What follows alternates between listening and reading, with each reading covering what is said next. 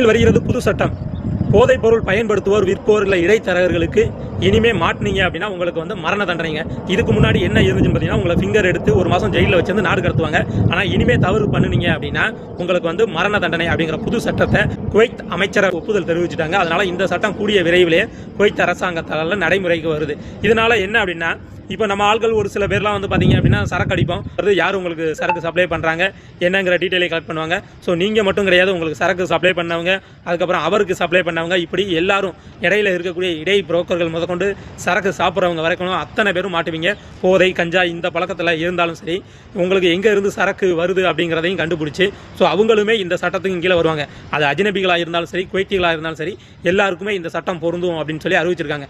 அதனால வெளியில் இருக்கக்கூடிய நம்ம ஆட்கள் நம்ம ஒரு பாட்டில் யாரையோ கொண்டு போய் கொடுக்க சொல்லி யாரோ ஒரு பாட்டில் கொடுத்தாலும் சரி, இல்லை அது என்ன இருக்குன்னு தெரியாமல் நீங்கள் ஏதோ ஒரு திங்ஸ் வாங்கிட்டு வந்தீங்கனாலும் சரி, அந்த மாதிரிலாம் வாங்காதீங்க. அதில் என்ன இருக்குன்னு தயவு செய்து தெரிஞ்சுக்கிட்டு வாங்குங்க.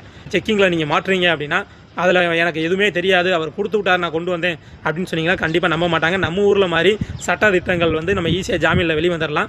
ஆனால் இங்கே அரபு நாடுகளை பொறுத்த வரைக்கும் சட்ட திட்டங்கள் ரொம்பவே கடுமையாக இருக்கும். அதனால் அதுக்கு தகுந்த மாதிரி நம்ம நடந்துக்கிறது நல்லது. சாராயத்தை குடிச்சு நம்ம ஊர் மாதிரி இங்கே குவைத்திலையும் கள்ளச்சாராயம் குடிச்சு ஒரு 20லேருந்து 22 பேர் இறந்தாங்க.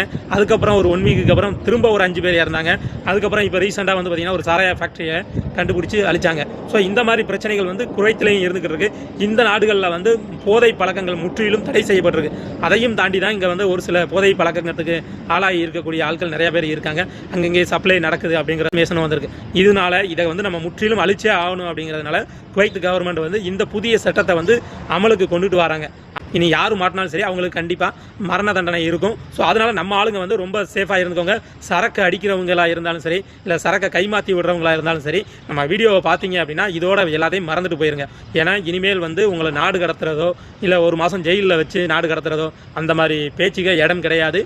நீங்கள் மாட்டினீங்க அப்படின்னா கேள்வி கேட்பாடே இருக்காது. அரபு நாடுகளை பொறுத்த வரைக்கும் மரண தண்டனைங்கிறது கன்ஃபார்ம் தான். ஸோ நம்ம ஆளு சேஃபாக இருக்க பழகுங்க. இந்த மாதிரி குவைத்தை பற்றின இன்ஃபர்மேஷனுக்கு நம்ம சேனலை ஃபாலோ பண்ணாதவங்க ஃபாலோ பண்ணிவிட்டு, குவைத் நாட்டுக்கு உங்களுக்கு மெடிக்கல் அப்பாயின்மெண்ட் தேவை அப்படின்னா கண்டிப்பாக நம்மளை கூப்பிடுங்க. ஸோ நம்ம வந்து பெஸ்ட்டாக வந்து பண்ணி கொடுத்துருக்கோம். ஒரே டைம் ஓகே ஆகிற மாதிரி சென்டர் வந்து நம்ம எடுத்து கொடுத்துருக்கோம். அதுபோக பிசிசி அப்பாயின்மெண்ட்டாக இருக்கட்டும், இல்லை ஸ்டாம்பிங்காக இருக்கட்டும், ஸோ எல்லாமே வந்து நம்ம தெளிவாக பண்ணி கொடுத்துருக்கோம். தேவைப்படுறவங்க நம்மளுடைய ஸ்க்ரீனில் நம்பர் கொடுத்துருக்கேன், அந்த நம்பருக்கு கான்டெக்ட் பண்ணிக்கோங்க. நன்றி.